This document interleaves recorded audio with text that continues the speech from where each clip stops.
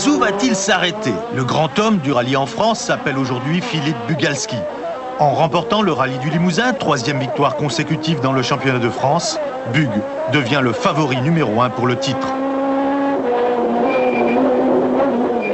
On prend goût aux victoires et on aimerait bien encore gagner au Touquet. On pense aussi au championnat. C'est important de gagner ici puisque bon, je prends 20 points. Plus les 11 avances que j'avais, donc ça fait une avance assez confortable et je pense qu'on prend une bonne option pour le championnat, même si c'est loin d'être gagné parce qu'il reste encore 3 belles épreuves. Et pourtant, c'est le 3e homme de Renault qui avait tiré le premier. Serge Jordan, en 3 courses seulement, a pris la pleine mesure de la Clio Maxi, au point de signer tous les temps scratch du début de rallye. Je me suis trouvé intégré à l'équipe Renault Sport, ce qui m'a permis de faire des essais, de me familiariser un petit peu quand même avec la Maxi. Et puis je me suis toujours senti dans l'équipe. En fait, ça a été important pour le moral. Et d'entrer au Rouergue, eh bien, j'étais en confiance et j'ai attaqué. Et la suite, on la connaît.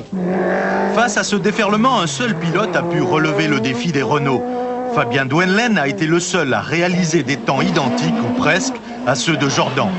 Duenlen, placé d'entrée en position de challenger, et qui, après avoir bataillé avec Jordan jusqu'à l'abandon de celui-ci dans le 7e chrono, devra composer ensuite avec le retour victorieux de Bugalski. Duenlen, 2e du rallye, à 12 secondes de Bugalski.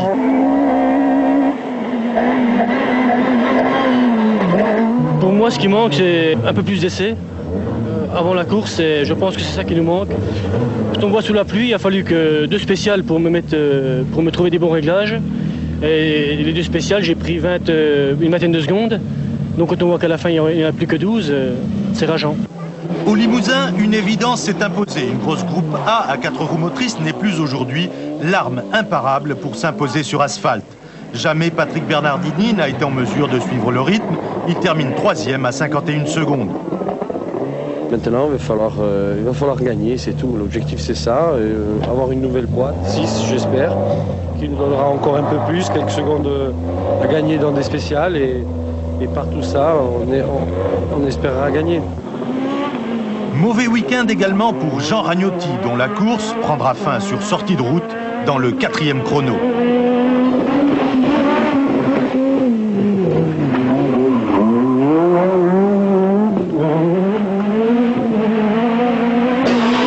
Des déboires aussi pour le 2e pilote Peugeot, Gilles Panizzi.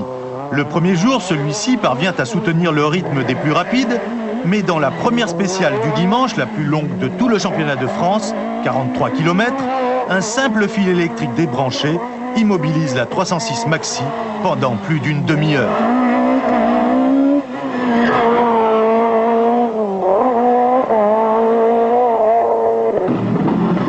Enfin, pour en terminer avec la tête de la course, signalons pour mémoire le résultat mi-figue mi-raisin de Marc Massarotto et de sa Subaru Impreza, 4e, à plus de 2 minutes. Celui conforme à ses ambitions de Hugues Delage, 5e à 5 minutes.